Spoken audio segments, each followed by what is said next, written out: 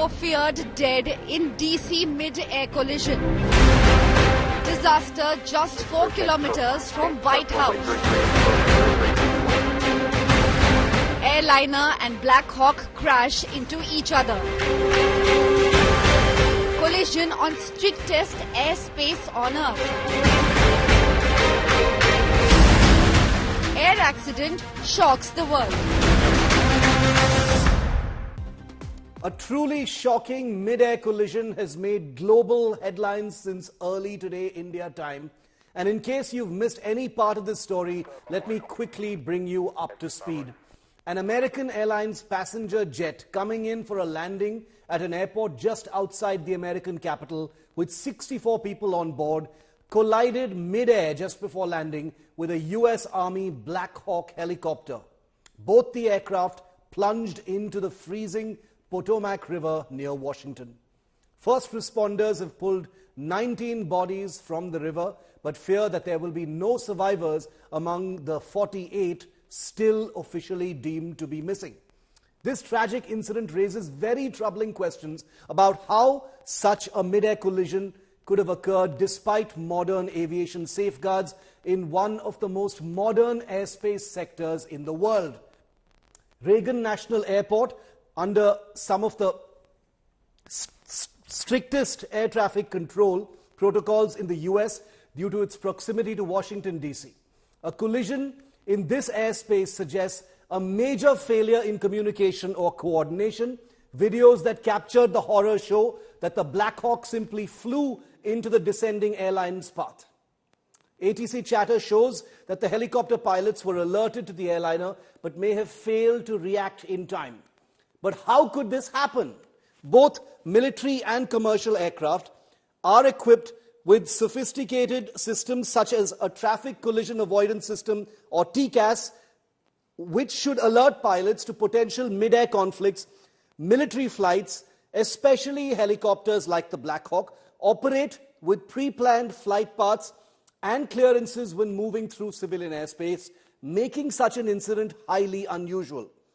There are reports now that the Black Hawk was flying dark with its air sensors switched off, not uncommon in training flights. But that would suggest a catastrophic breakdown in situational awareness by the Army pilots. Again, very unusual, but not impossible. The reason any mid-air collision is shocking is because they're extremely rare. In 2024, there was only one mid-air collision in the world of civil aviation, and even that was one too many. The reason they're so rare is layered safety measures, including radar monitoring, designated flight corridors, and real-time air traffic oversight, with ground controllers literally tracking aircraft every single minute. So how did this happen? And that too in some of the most regulated, monitored, and defended airspace on Earth. Could it have been an air traffic control error, a miscommunication, or a misunderstanding between ATC and the pilots of either the aircraft or the helicopter? Could have led to both occupying the same airspace at the wrong time.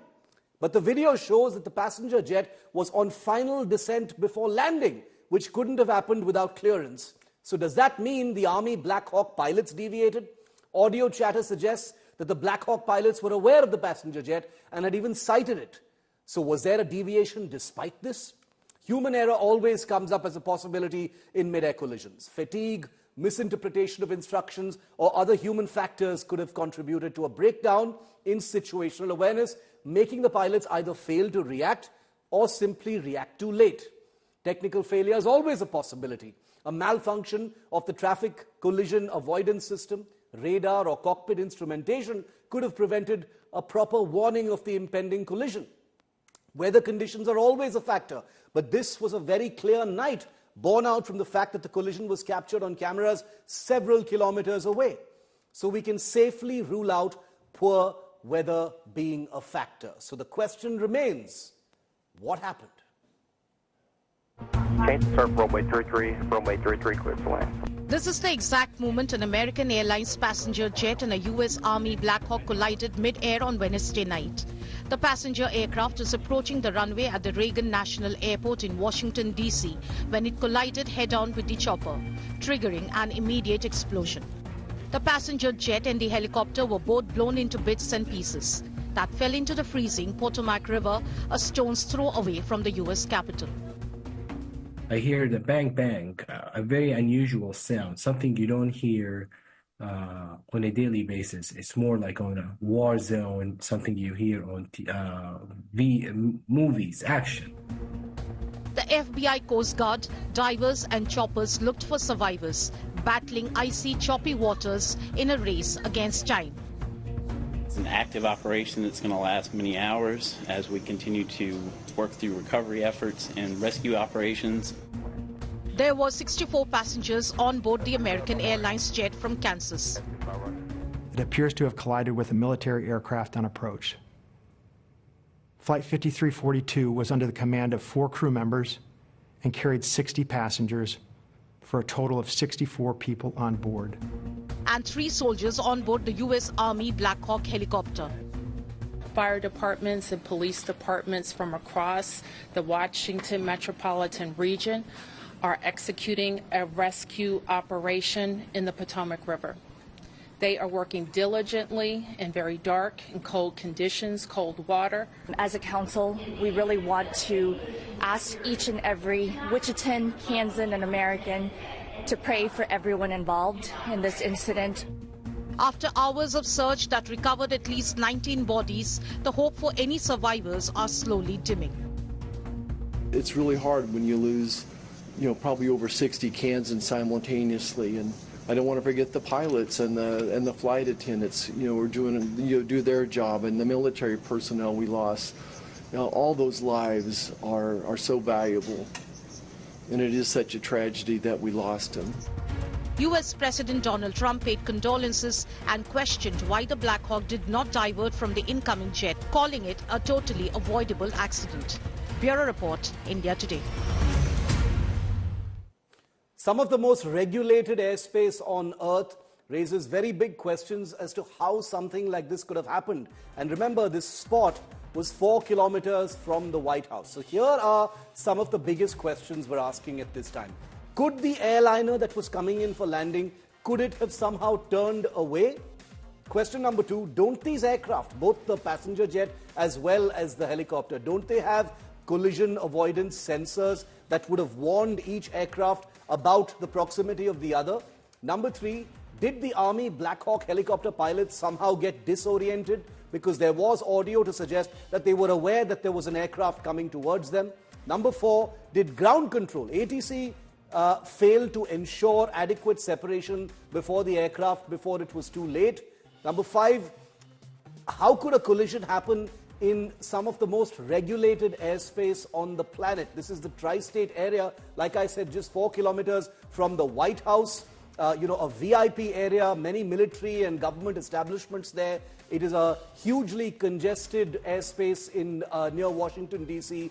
How could something have gone so badly wrong? Let's try and understand it. And remember, clarity will only finally come once that crash investigation brings out its results. But we can get an expert view on what may have happened, because this is a story that is truly shocking. These were passengers like us in an aircraft making the most routine flights, domestic flight in the United States, landing in Washington, late in the night when this crash actually took place. The people on the plane would have been, switching their mobile phones on, getting ready to meet their loved ones at the airport and go home for a, quick night of sleep. And then that aircraft simply crashes into a helicopter right when the runway was visible. Absolute nightmare. So what could have happened? I'm joined now by a panel of veteran pilots and aviation experts to throw some light on this terrible, terrible story. Squadron Leader Debolina Das is a pilot and aviation specialist. Wing Commander Anil Goyal is a pilot and aviation specialist. Wing Commander Vikram Mahajan is a former military helicopter pilot, presently flying commercially. He's also qualified on commercial airplanes. Welcome to all of you. Thank you very much for being with me. Squadron Leader Debolina, I'd like to start it off with you. Your opening thoughts on what may have happened. Only a handful of videos are currently available, capturing this collision, which will of course be useful to the investigation, because any visual evidence, is going to be useful. But in your view, what do you think may have happened? Good evening, Shiv. First, to start with, it's an extremely horrific and shocking circumstances and affair which has happened, because in the kind of situation that we are in today with respect to aviation, we are highly advanced. And something like this so close to the ground when an aircraft is coming on approach is something which we can never think of. Maybe it is one of a thousands or one of a million of an accident which can happen like this. So the first thing that comes into my mind is that, considering that this was an aircraft, the Bombardier CRJ 700. Yes. It's a highly equipped aircraft. It has all its terrain awareness and caution warning systems available on board. So I'm sure that all of it was in place. And when it was cleared for an approach, and that is where it crashed with an helicopter, which is a military helicopter, the Black Hawk, who again has a lot of ability for a lot of kind of roles, stealth role and many other role. One predominant being the stealth role, where it basically goes under cover, not to be understood and visible by anybody. So, giving my experience, though nothing has come out as of now, I feel that maybe the military aircraft was under some kind of an exercise or operation where it had to hide its existence, and that is why it was so close to that approach, and in a condition where the other aircraft, the Bombardier aircraft, couldn't recognize it being so close to its path. So this was something that might be an operational based situation. But then what the biggest question is, what was the air traffic controller doing? Because this is a place which is to be heavily guided and under radar and controlled by the ground. In air, you can understand, as pilots, we generally say that pilot error, but pilots are heavily tasked. Correct. And we are in a 3D circumstances where anything at any time can go wrong. But somebody sitting on the ground, allowing two aircrafts to be so close on the approach near a city, that is the capital of the continent, and being in this situation is extremely unacceptable, and this has to be probably investigated in a great depth. And that investigation has begun. In fact, the search and rescue operations are still on. Fears are that there are no survivors because the wreckage of both these aircraft fell into the freezing river. Wing Commander Mahajan, your view on this, this aircraft, this passenger jet was about to land. From the video you can tell it's very, very low. It's probably on final approach when this collision takes place. There is some speculation that the military helicopter, the Black Hawk, may have been flying dark with its sensors switched off. Can you clarify this for us from the perspective of both the pilots? What may have happened? Shiv, it's extremely difficult to really, put a finger on what could really have gone wrong. There could be multitude of factors. Firstly, it's difficult for me to understand as to how an aircraft in terminal area could be operating either without any ADC clearance or without any sensors. By sensors, I mean the TCAS or the traffic collision avoidance system. Having said that, let us understand that the Reagan National Airport is a very, very complex environment with military and commercial operations going on side by side. And when there is a complex environment, room for error always exists. Yes. This is definitely an error has happened, for we've lost a large number of lives for reasons that are going to be found out by the investigation team as and when it emerges. At this point in time, I would rather not speculate. There could be an error from the air traffic control. There could be error from the pilot's point of view. There could be a system error in that the TCAS wasn't working, or the pilots have not reacted. Just one clarification, Wing Commander Mahajan, just one small clarification, because some people have been mentioning this, but I want to get an expert view. Is there anything like the TCAS, the traffic collision avoidance system? Does it stop working at a certain altitude? Does it sort of switch off during landing or anything like that? Or it would have been active at this point as well? No. If it has not been switched off, it remains active all the while, to the extent that it's even working after landing. It helps the air traffic control to know even your position on the ground. It works through the transponder on the aircraft. And the two transponders of the two aircrafts, they communicate with each other and let you know the relative position of the two aircraft. and they give you traffic advisories, and in circumstances where the aircrafts are about to collide, you get resolution advisories in which each aircraft gets a distinct instruction to follow, which could be a climb instruction or a descent instruction. Yeah, yeah. So in this case, that does not appear to be the case because the CRJ appears to be on a stable approach onto the Reagan National Airport, and it appears that the other aircraft, the helicopter, has probably gone into it.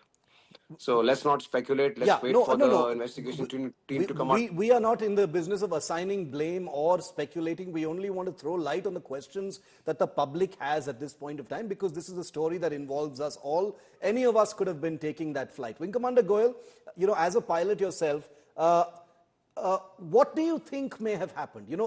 We can all agree that the possibilities are there. There could have been a miscommunication. There could have been a delay to respond to a command. There may have been, disorientation. There may have been a sudden drop in situational awareness because it was night, etc. But the reason why it's troubling is because it was a routine airliner that was landing. Hundreds of thousands of such flights land every night at that time. And this was a military helicopter flying in some of the most regulated, some of the most guided airspace on Earth. And therefore, people are wondering, how could something have happened with such strict, protocols, etc.? What is your take on that, sir? Sir, as far as the US airspace is concerned, it is considered to be one of the most advanced airspace.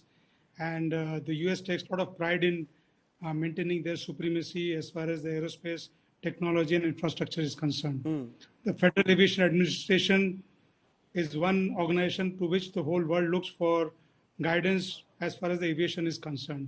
So when this kind of accident, when it happens in US, actually it raises eyebrow all over the world. Yeah. So obviously a lot of things have gone wrong over there. Maybe the aircraft was not at the correct position, or the controllers were not knowing the exact position of the aircraft, or the pilots were not there where they were supposed to be. So there are got to be a lot of multiple reasons for it. Apart from these mistakes, there could be some technical errors also could have been there, like the ground radar could also not have been working properly, or the aircraft the aircraft has a avoidance system, maybe it was not working properly, or the ADS-B system, which gives the position of the other aircraft to the all the aircrafts around it. Maybe that was also not working, or there could have been some GPS spoofing going on. So there could be a number of reasons which could be present at that time. Yeah. Very unfortunate accident which has happened there.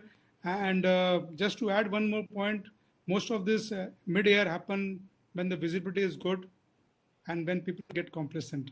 So obviously when the visibility is good, complacency does set in. Yeah. But all the technology available, these kind of accidents are not acceptable and not accepted. I completely agree. I completely agree with you when you say that if a collision of this kind could happen in a place which has the most advanced technology to ensure separation and safety of aircraft, then God help the rest of the world. Squadron Leader Debalina, I want to bring you in on one more fact. Donald Trump, the new president of the United States, he has his own brand of jumping to conclusions about things. He's put out a social media post saying, why didn't the Black Hawk helicopter pilot turn? There are many people on social media. Obviously, people who are not pilots can easily say these things. Why didn't the airline pilot see the helicopter in front of him? Why didn't the helicopter pilot see the aircraft approaching? Obviously, it's not that easy. You don't need to be a pilot to know that it's never that simple. But from a pilot's perspective, can you explain that to those wondering, didn't you guys see each other? Couldn't you turn in time? Aren't those margins very, very small? So, giving all respect to the president, I do not want to comment on what he commented, but what I would understand is at this area of the aircraft, which is on approach or in and around an airport or an airbase, the traffic is too much.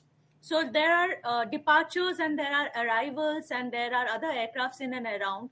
So when the time is less and the height and the space between the aircrafts are less, it is very difficult for a pilot to carry out a escape maneuver. Because you might want to escape from one, which will lead you to cross into or get into another aircraft. Very tight flight paths, yeah. Yeah, which is in the vicinity because it is the terminal area, because there are a lot of aircrafts which are coming in and taking off from this area. So at this point, and the pilot trying an escape maneuver is risky. Saying that, we do not know what is the reason. Still we are not sure. Anything could have been possible to avoid this situation. Something could have come up, but the only constraint for a pilot to take a maneuver at this area, at a highly guided, highly traffic area, is the chance of getting hit or crashing into another aircraft. Okay, interesting. I also want to reiterate at this point, just in case anybody is getting the feeling that mid-air collisions happen all the time, they do not. They are exceedingly rare, as Squadron Leader Debolina said. They happen very, very rarely. There was one mid-air collision that happened in 2024, and that itself was one too many. In fact, we've got some data of the worst mid-air collisions that have taken place in the world, which we'll put on our screen. And not many people may know or remember that the worst mid-air collision disaster actually happened here in India in 1996. It was the Charki Dadri crash over Haryana. It was a Saudi airline aircraft and a Kazakh Airlines IL-76 that collided. Over 300 people were killed in that disaster, and it remains the worst mid-air collision in history. Then you've got the two Tupolevs that collided in the Ukraine in 1979. Nearly 200 people were lost in that. 176 were lost in Zagreb in Croatia, in 1976. So we've got all this data. Mid-air collisions have happened. There have been some terrible ones, involving airliners, and this will also go down. What has happened today in Washington, in the Washington area, will go down as one of the worst, because 19 people are confirmed dead. A total of 67 were out there, on both those aircraft, and it's very likely that none of them will be found alive, because, like I said, both these aircraft crashed into the Potomac River. But Wing Commander Mahajan, as the investigation now progresses, public anxiety will be there. There will be questions from the public as to how something like this could have happened despite technology. How would you address that question? We are moving into a paradigm where such functions will, I imagine, move towards AI and artificial intelligence, where split-second decision-making will be faster through a machine than through actual human ground controllers. But people who fly every day, who take passenger planes every day, will be wondering, how do I win faith back? And, they will not be persuaded by it happens very rarely. So my take on the subject is that, whenever there is a technology evolving, it always has to be treated with care. You always have to be ahead of the technology as the pilot in the cockpit, as the controller on the ground. Because one must understand that after all, it's a machine. And a machine can fail, and we always have backup plans. Should the machine fail, then the procedure to be followed. It remains to be seen whether it was actually the technology failing it, or it was a human element which led to this failure. We should wait for the investigation to come out on this, please. Goel, can you throw some light on the kind of training that happens in India from the military perspective and from the civil perspective for such situations? Because, as with the Washington area, in India as well, there are many areas which are dual-use military civil airports. There are lots of military flights that happen in civil areas, etc. What kind of training goes into that kind of thing, and the interfacing between the two sides, etc., sir? Question is for me? Yeah, Wing Commander Goel, go ahead. Okay, so when there is multiple agencies are flying in an area, like military or commercial aviation, there has to be more coordination and planning needs to be done on the ground. With the more advancement, like we have seen now, UAVs also flying, and helicopter operations increasing. So this various aircrafts are flying with different technology, with different speeds and with different capabilities. When such integration takes place, there are chances of more error. There are chances of misunderstanding and not understanding the capability of each other. So that is when these kind of things do happen, that we have to be more cautious. A detailed planning and briefing has to be done after every such kind of mission which is undertaken. So I think we need to be cautious when we undertake, when we integrate such kind of operations in future, because as we go into the future, we'll see more number of UAVs getting airborne. Correct. So there the human element will further reduce. So we need to be cautious. All the aviation bodies are taking cognizance of the fact and they are coming up with new rules and procedures for this. I hope everybody has their fingers crossed and will do their homework properly in this case. Well, hopefully this will only make aviation better. Technology-wise, like I said, artificial intelligence will become a reality in these functions going forward. And it is still a troubling reminder that, accidents of this kind can still happen no matter how much we've advanced in this technology.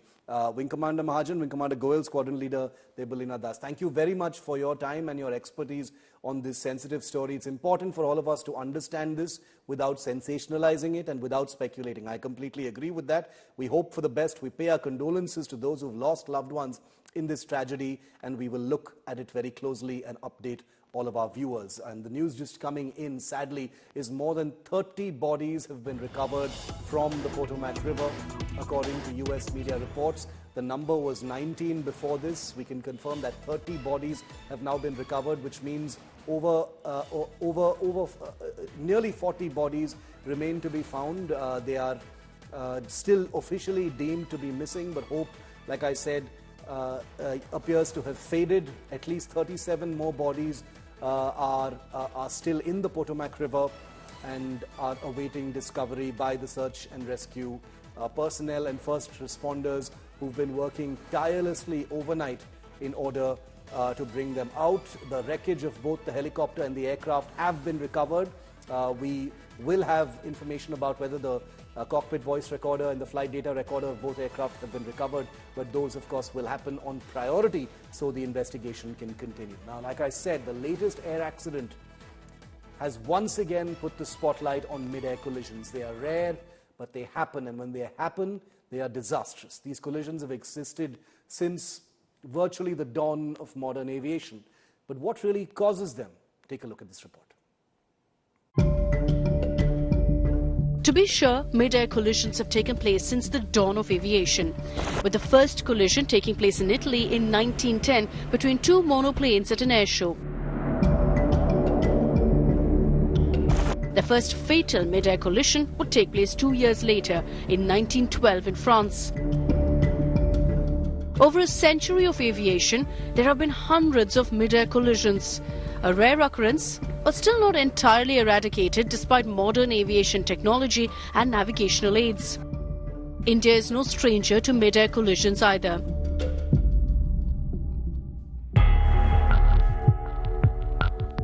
Did you know, for instance, that the world's deadliest mid-air collision took place in airspace just outside of Delhi in 1996, when two airlines from Saudi and Kazakhstan collided over Haryana's Charki Dadri village, killing all 312 people on board both aircraft.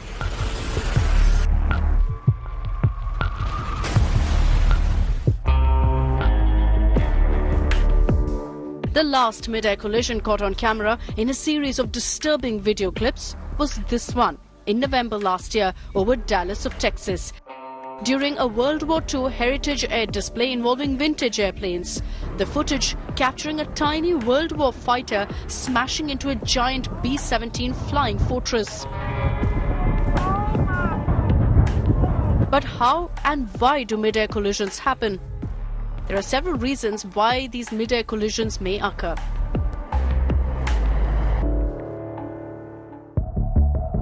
Communication errors are one of the chief causes of mid-air collisions. This could either be communication errors between aircraft or between aircraft and ground control. In some cases, mid-air collisions can occur due to errors in flight plans. For example, if two aircraft are assigned the same flight path, they could collide. Pilots sometimes rely on visual cues to navigate and avoid other aircraft. However, in some cases, the view of another aircraft can be obstructed by clouds, by fog or other weather conditions leading to a collision. Mid-air collisions can also occur if one or both pilots make navigation errors. For example, if a pilot flies into the airspace of another aircraft, mid-air collisions can occur due to control errors. For example, if one of the aircraft experiences an engine failure or some other control issue, it may collide with another aircraft. Disorientation in the cockpit would send planes into an uncontrolled collision course with other aircraft. And finally, there's always the possibility of pilot error, especially in the deliberately close situations demanded by formation flight and aerobatics. Climb now, climb now. Most modern airliners are fitted with traffic collision avoidance systems, or TCAS, a set of crucial technologies to prevent mid-air collisions between aircraft. The system operates by constantly monitoring the positions of other aircraft and issuing alerts to the flight crew when two aircraft are on a collision course. One of the reasons why TCAS has been so effective is because it operates independently of air traffic control. This means that even in situations where the air traffic control system is congested or unable to provide adequate separation between aircraft, TCAS is still able to provide a reliable and effective collision avoidance solution.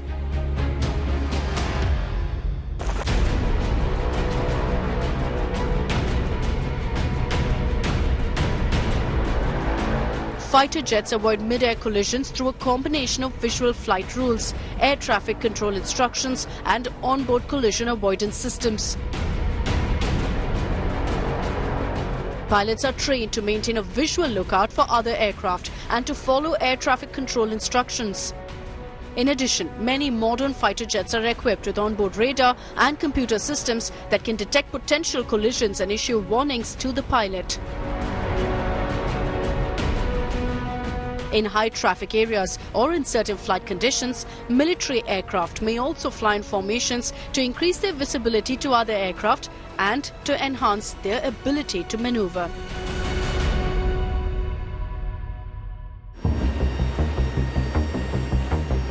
Mid-air refueling missions, a common task in all major air forces of the world, have also led to collisions. In 2020, a fifth-generation F-35 fighter, the most advanced fighter in the US Air Force inventory, collided with a refueling tanker like this one.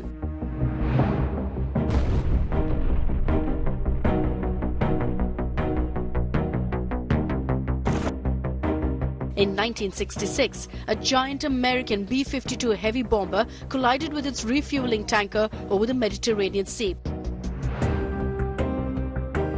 dropping its load of thermonuclear bombs near Spain's coast, though thankfully the weapons did not detonate.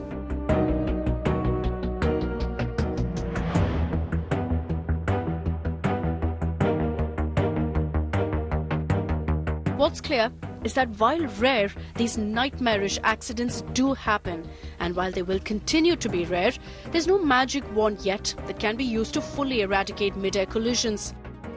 Unless that new buzzword in the world of tech, artificial intelligence, plays a game-changing role in making aircraft totally collision-proof, no matter what the circumstances, error or conditions of the pilot.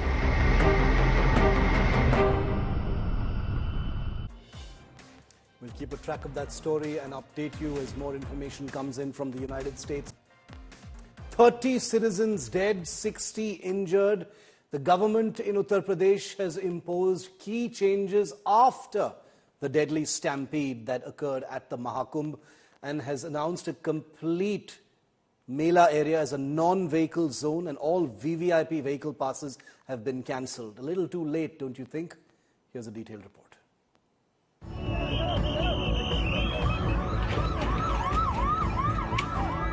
Just a day after the deadly stampede, which took at least 30 lives, the authorities have imposed stringent measures to manage the crowd at the Mahakumbh in Prayagraj. The entire Mela area has been declared no vehicle zone and only emergency vehicles will be allowed. All special vehicle passes for VVIPs have been cancelled. One-way traffic system has been established for devotees. Vehicles from neighbouring districts are stopped at district borders. All these restrictions will be in place till February 4th. This is the access towards Sangam, and vehicles are no longer being permitted to go from here at all. Every vehicle is now being stopped. Only police vehicles, emergency vehicles and vehicles of the administration will be permitted. Calling the stampede unfortunate, Uttar Pradesh Chief Minister Yogi Adityanath ordered a 3-member judicial probe and announced 25 lakh rupees ex gratia for the families of the deceased. घटना दुखद है, मर्माहत करने वाला है।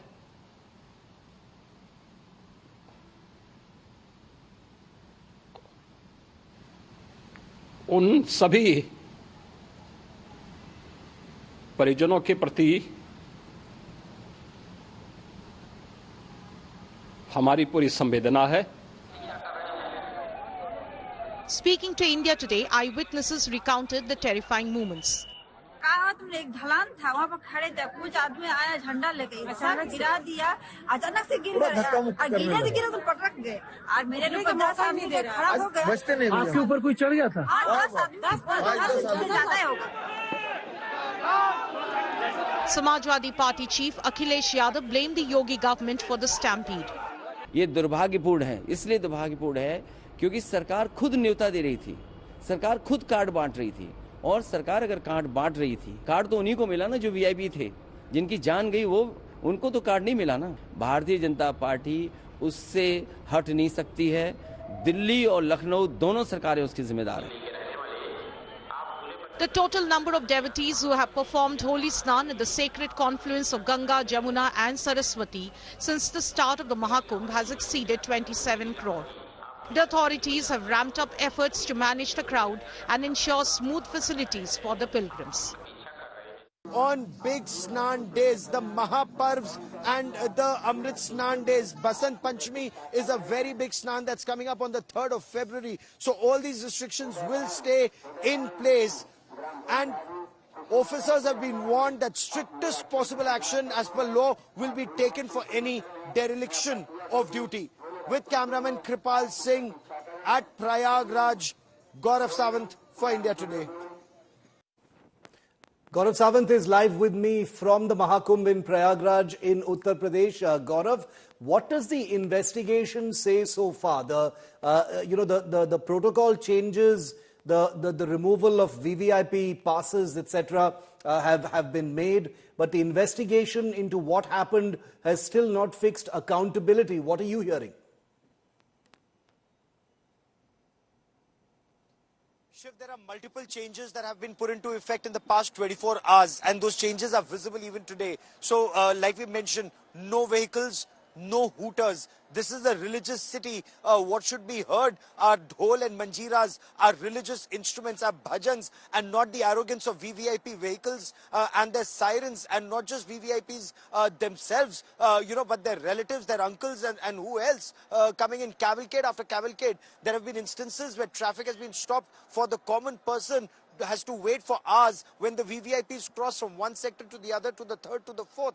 And this has led to tremendous resentment. The government realizes there is anger amongst not just the devotees, but also the akhadas. So now, no VVIP movement, no vehicles, even journalists who have their car passes, they're only up to a certain point and then you have to walk beyond. So for everyone, there's a special VVIP ghat. You go to that VVIP ghat, but do not cross from one sector to the other. So very major restrictions being put in place. But then, as you rightly asked, what about accountability for dereliction of duty? That day, when it was known that more numbers than this sector could accommodate were coming in, why wasn't an exit route, an emergency exit opened immediately? There are, of course, a detailed inquiry has been ordered by a judge of the High Court. So when that 3-member committee submits its report, it remains to be seen whether action is taken then. But till then, Shiv, so that nothing happens on Basant Panchami or Maghi Purnima Snan on the 12th of February, and then Mahashivratri, the concluding Snan on the 26th of February, some of these effects are being put in place. Yes. But then the devotees, their relatives, they're crestfallen as are some of the officials, because they'd worked very hard. They were looking forward to a grand celebration, but then this the 30 deaths and 60 injuries has put a spanner in those celebrations of the Sanatan Dharma, Shiv. Truly, truly tragic. Gaurav, thank you very much for that input from the Mahakumbh, and India Today will continue to report until accountability is fixed at the highest levels for what may have happened. You know, there may be those who say that, you know, given the number of people, something like this could have happened and one must look at the numbers.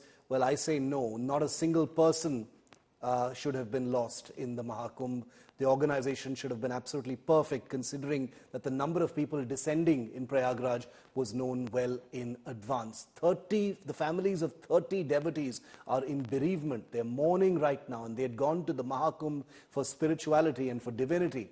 Among them was 24-year-old Megha Hatrawat, a resident of Belgaum in Karnataka, and her mother. Just hours before the deadly stampede at the Mahakumbh, Megha shared a video on social media requesting devotees, ironically, to avoid visiting the Kumbh Mela because of the heavy rush. Listen.